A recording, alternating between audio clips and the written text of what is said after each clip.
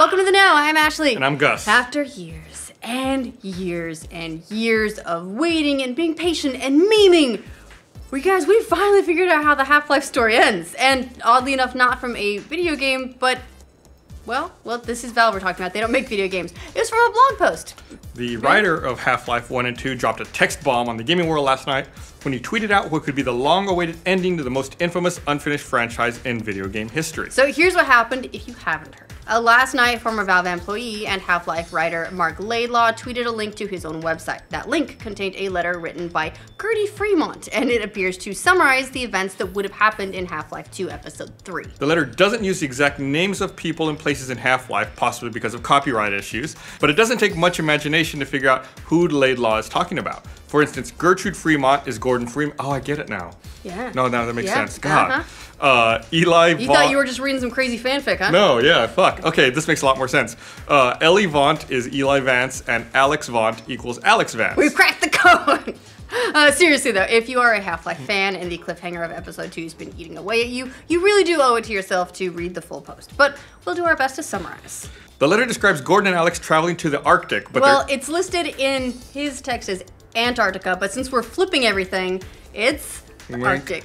But they're shot down and they find the Borealis, the research ship at the end of Episode 2, is inside a huge Combine base, and he calls it something else, not Combine.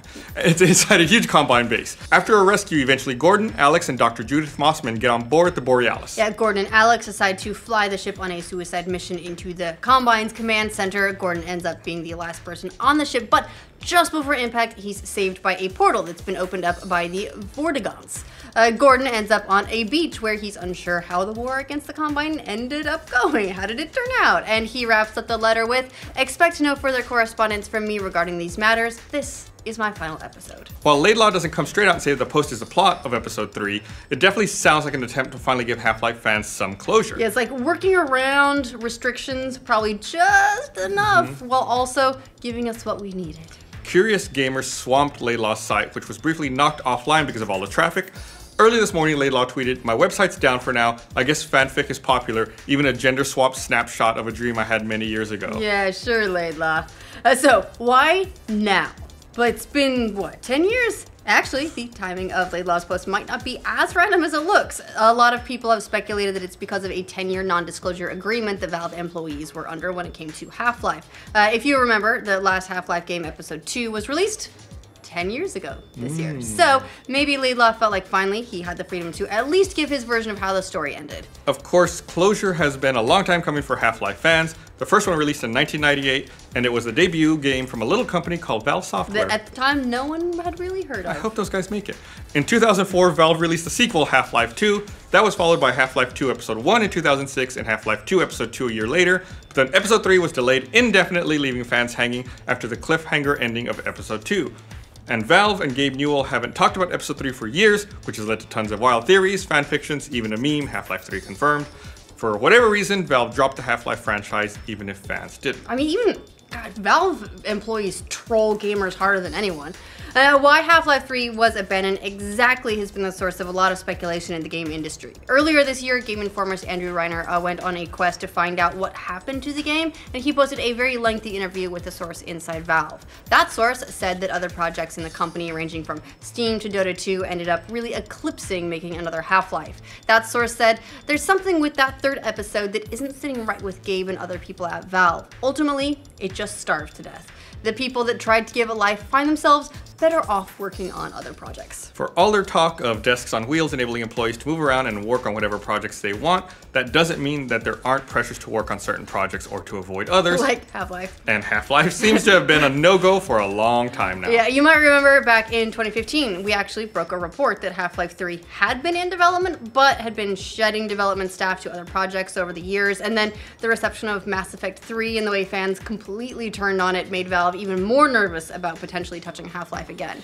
Especially since they make so much goddamn money maintaining so Steam. Much money. Those TF2 hats, and a narrative game like Half-Life 3 would make them comparatively little money, so not worth the risk. Yeah, it would make a lot of money, but not to Valve. Valve makes so much money. It's a lot of effort for a lot of money versus a little effort for a lot of money. Exactly. Now, for his part, Laidlaw announced last year he was leaving Valve, saying he wanted to return to writing his own original stuff, but looks like Laidlaw didn't give up on Half-Life and felt like fans deserved an ending to his most famous work. It's a fanfic.